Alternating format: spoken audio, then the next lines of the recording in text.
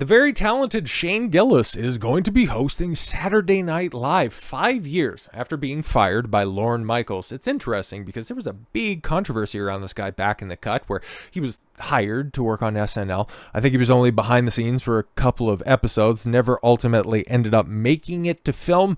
I can't quite remember or not, okay? I was a little bit out of the loop. All I remember is that he ended up, getting hired by SNL, fired by SNL, and then briefly had a show on Anthony Cumia's Compound Network, and then this started to branch off because he seems like a fairly talented guy. He's got a hell of a good Trump impression, and some of his jokes actually hit. It's funny because over the past weekend, before all of this news broke, I was being inundated with a bunch of his content, which now in retrospect seems to be maybe a little bit less organic than I originally thought, but I've heard the name for a while, and of course he's buddy with all of the big names in comedy, so it kind of made sense that he'd eventually be brought back into the fold at the time when SNL couldn't be any less relevant. Did you see that really funny skit that they made about the Taylor Swift and the Travis Kelce relationship? That was very good. Or what about how they lampooned Cat Williams a month and a half late? Oh boy, I can't wait to... Anyways, comedian Shane Gillis is set to host Saturday Night Live just 5 years after being fired from the late-night NBC sketch show. It's kind of funny how Saturday Night Live has continued to circle the toilet bowl, and Shane Gillis is doing better than ever before. Very funny. Very funny. Gillis will host the February 24th episode with musical guest 21 Savage. All right. The controversial comedian, which whenever a mainstream outlet just goes ahead and applies the controversial descriptor, it just lets you know that he's probably pretty good, was announced as a cast member in 2019, but was fired before appearing in a single episode. Okay, yeah, I knew that was right. After he was heard using a racial slur in his since deleted 2018 video posted to YouTube channel Matt. Oh my God, Matt, where? Matt and Shane's Secret Podcast. Oh my God. After talking with Shane Gillis, we have decided that he will not be joining SNL. Yeah, but which slur was it? I can't remember. Was it any of my favorites? Probably.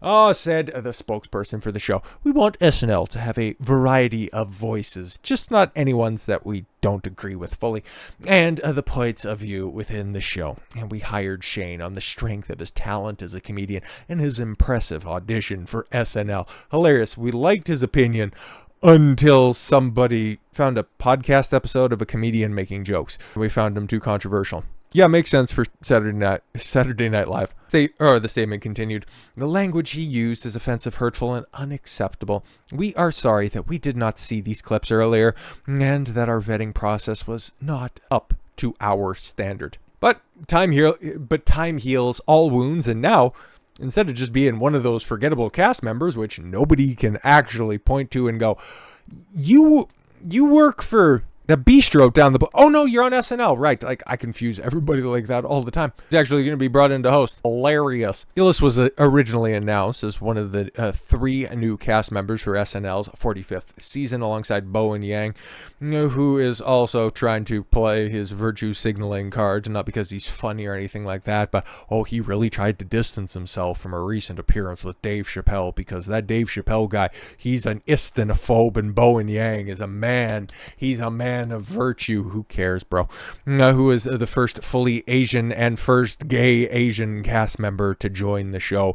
Who cares? In the problematic video that led to his firing, Gillis mocked a Chinese accent and used homophobic slurs. Oh, so he didn't even go like full N-bomb or anything like that, and he got canceled. That's ridiculous.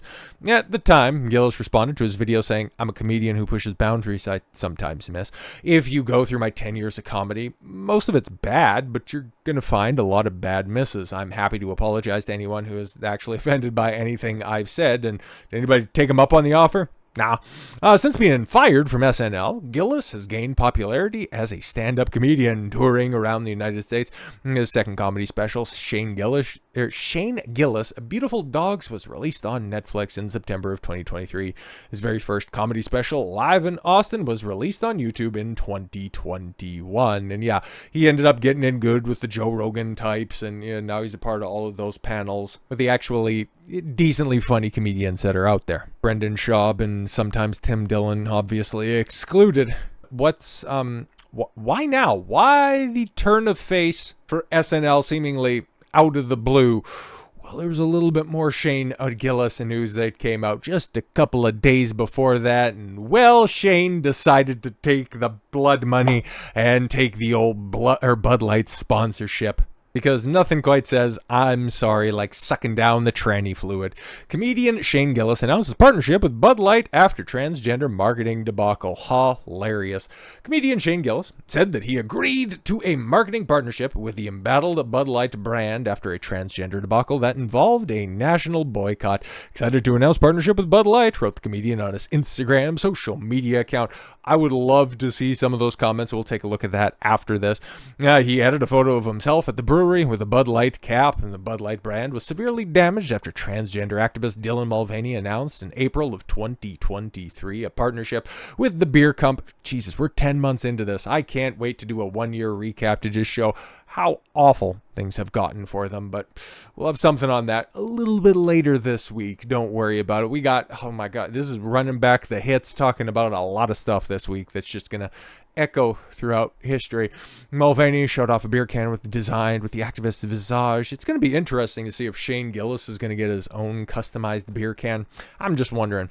Critics immediately lambasted the brand for appearing to turn its back on traditional demographic who drank Bud Light. Yes, people who just want to get drunk and don't really care that much about taste. Anheuser-Busch, the parent company of Bud Light, lost billions in market capitalization, 46 if I do recall correctly, and it was knocked off its pedestal as the most popular beer brand in the United States. Some have defended Bud Light like Joe Rogan.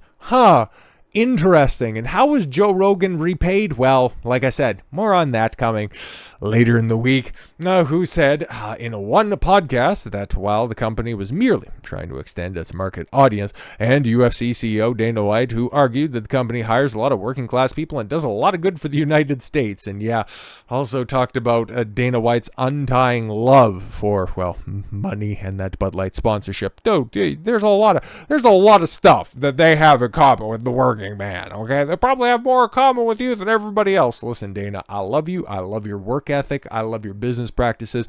Your commitment to free speech is unparalleled by anybody else in a similar position. But that whole Bud Light shit, the further you stay away from that and you just simply take the money, the better off it'll be for you in the long term. Gillis has 1.2 million followers on his Instagram account. It's very funny. It's very funny because the justification for the Dylan Mulvaney hookup just about a year ago was that, the big social media presence. It's funny.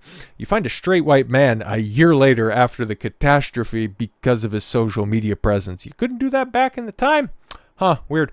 Some of his followers on Instagram applauded him for the partnership, while others accused him of selling out to corporate interests. The 36-year-old comedian faced politically correct cancellation himself. Yes, back in 2019, canceled off of Saturday Night Live for probably, pulling his eyes backwards and going, me like a cock. I want to take a look at this Instagram post because that is going to be hilarious. So there he is, him and the friend, I have no idea who that is, standing outside of one of Anheuser-Busch's, breweries. Very nice build. And he's there with the Clydesdale. That's very nice. And then he's also putting barley into the vats. He had an entire day that's out there. He's just looking like he's having a great time. Paid partnership, at least that's right there. Excited to announce a partnership with Bud Light. Bud Light's trying so hard not to be gay.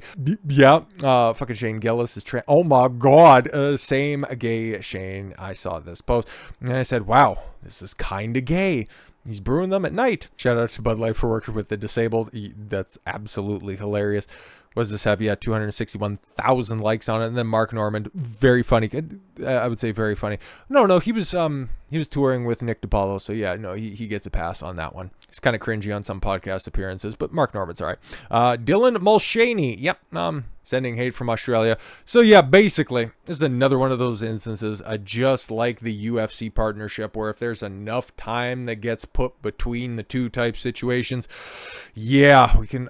Both parties can benefit from the right type of partnerships. And if you just go ahead and plug your nose very, very quickly and get through some of the hate that you're going to ultimately end up getting, some of your other previous experiences, some of your other previous transgressions can just simply get wiped away. So with all that said, thank you all very much for the gift of your time. I'm Don Consuelo. I want you to follow your gut and get after it. Take care, everyone.